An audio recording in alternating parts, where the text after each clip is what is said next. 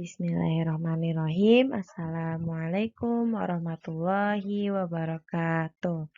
Alhamdulillah kita berjumpa lagi. Hari ini kita mempelajari tematik dengan menggunakan video. Kita masih di tema 3, subtema 1, dan kita masuk ke pembelajaran 3 dengan muatannya IPS, Bahasa Indonesia, dan SBDP.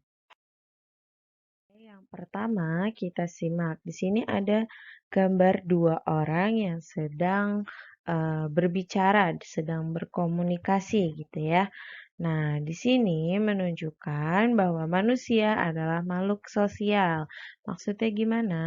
Manusia adalah makhluk sosial, yaitu manusia memerlukan orang lain dalam memenuhi kebutuhan hidupnya.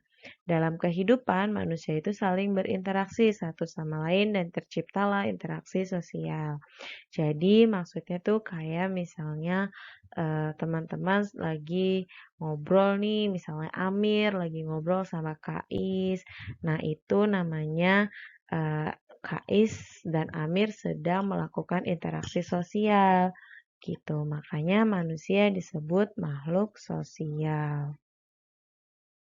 Oke, interaksi sosial adalah hubungan timbal balik antara individu satu dengan individu yang lain dan sifatnya memengaruhi. Interaksi sosial bisa terjadi di rumah, di sekolah, lingkungan masyarakat, pasar, dan tempat ibadah.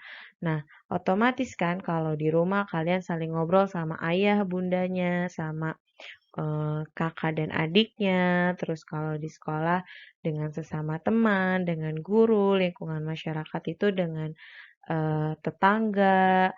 Kalau di pasar tuh kalian ada interaksi dengan penjual. Kalau di tempat ibadah sesama jemaah di dalam masjid itu namanya kalian sedang berinteraksi.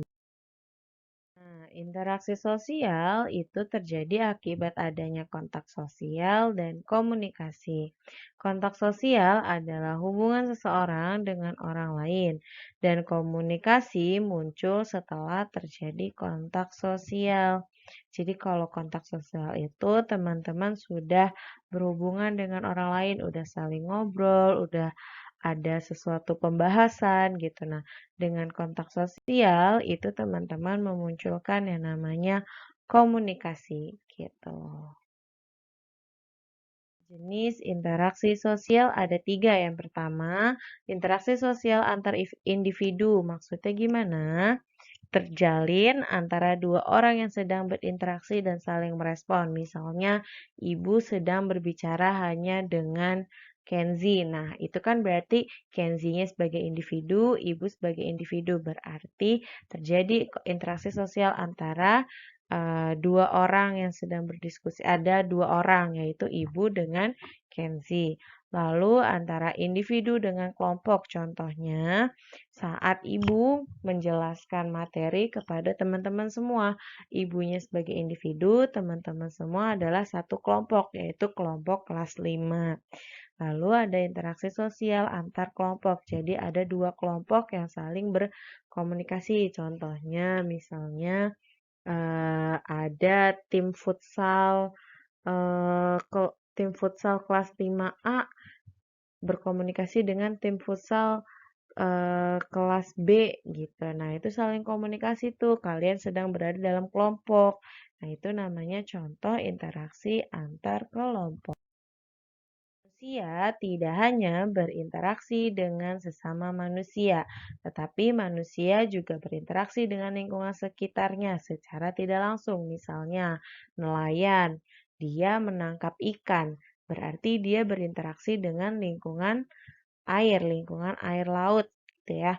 Berarti dia berinteraksi dengan lingkungan yang ada di sekitarnya, yaitu air laut, terus ada eh, ya pokoknya karena di laut jadi di air laut. Lalu petani. Petani itu kan berinteraksinya dengan tanaman padi gitu kan. Nah, itu secara tidak langsung ketika manusia sedang melaksanakan aktivitas yang berhubungan dengan lingkungan, itu secara tidak langsung manusia sedang berinteraksi dengan lingkungan yang ada di sekitarnya.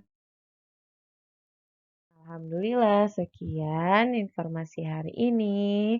Semoga ilmunya dapat bermanfaat dan eh, kita bisa berjumpa lagi dalam pembelajaran berikutnya. Wassalamualaikum warahmatullahi wabarakatuh. Terima kasih atas perhatiannya.